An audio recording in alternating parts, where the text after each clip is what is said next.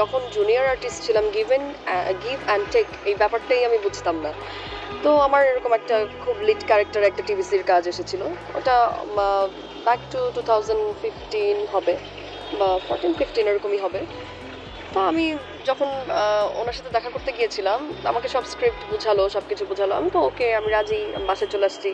আসার পর যখন মডেল কোঅর্ডিনেটর থাকেন, উনি আমাকে বারবার বলতেছিল, আপু এখানে একটু একটু ঝামেলা আছে, একটা জিনিস কম্প্রোমাইজ করে কাজ করতে হবে। তখন আমি অনেক ছোট টিনেজার, আমি বলছিলাম কি কাজ? তো উনি বারবার বলছিল কম্প্রোমাইজ কম্প্রোমাইজ। তো আমি বলছিলাম যে ভাই আমি বুঝতেছি না। বলে আপনি আসলেই বুঝেন না? বললাম না বুঝতেছি না, আপনি একটু ভেঙে বলেন। তখন সে আমাকে বিষয়টা ক্লিয়ার করে বললো যে হ্যাঁ, যিনি আছেন পরিচালক, ওনার সাথে গিয়ে হয়তো আমার কিছু একটা বা এক রাত কাটাতে হবে এরকম ব্যাপারটা। না আমি তখন অনেক কান্নাকাটি করে না করে দিয়েছি, অ্যান্ড তারপর সাথে সাথে আমার সিম ভেঙে ফেলেছিলাম।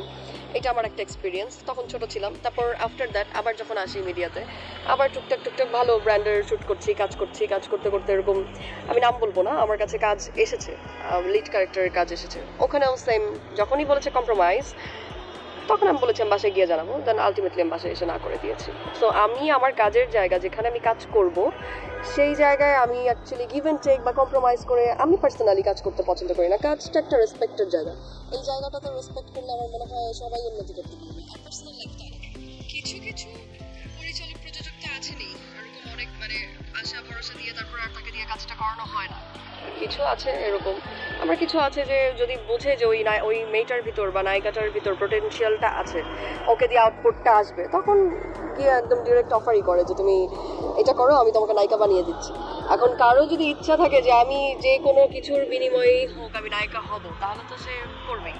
দেখেন, আপনি যে কোনো কাজের ক্ষেত্রেই আপনি কাজ করবেন না কেন, প্রথম দিকে কিন্তু আপনি বিষয়টা বুঝবেন না কিভাবে আপনার হ্যান্ডেল করা যায় ব্যাপারগুলো। এখন কেউ আছে মুখের কথা দিয়েই অনেক কিছু করতে পারে, কেউ আছে অনেক কিছু করে তারপরে কাজ আদায় করতে পারে। এটা যার যার আইকিউ সেন্স অ্যান্ড আমার মনে হয় বুদ্ধির উপর ডিপেন্ড করে। আমার মিডিয়া ইন্ডাস্ট্রিতেও হয়েছে, আমার ডিজেইং ক্যারিয়ারে তো হতেই থাকে regular. So I am use to with it. So আমি এটা ডিল করা শিখে গিয়েছি এখন কিভাবে ডিল করতে হয়। আমার আমার পছন্দ হলে আমি কাজ করবো, না হলে করবো না। আমি যেমন ব্যক্তিগতভাবে এই ক্ষেত্রে অ্যাটলিস্ট কম্প্রোমাইজ করে আমি কাজ করবো না, সেটা আমার যে কাজই হোক।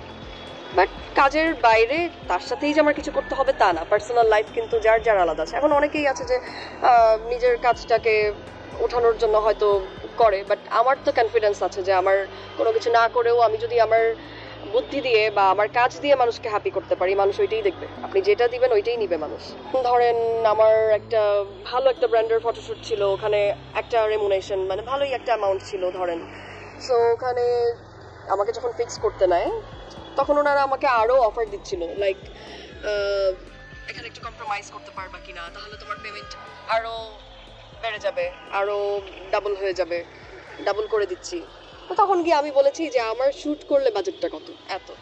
তো আমার অ্যাকচুয়ালি টাকাটা দরকার নেই, আমার অ্যাকচুয়ালি জায়গাটা দরকার। তো তখন আমি বলেছি যে আমি গিভ অ্যান্ড টেকও করবো না, আর আমার যে পেমেন্ট আছে ওখান থেকে আপনি আরও হাফ করে দেন, আপনি আমাকে পেমেন্ট কম দেন, তারপর আপনি আমাকে ব্র্যান্ডটা দেন, আমি কাজটা করি। তো আমার আমার ক্ষেত্রে অ্যাকচুয়ালি ব্র্যান্ড ভ্যালু করে, ব্র্যান্ড এবং কাজ দুটোই।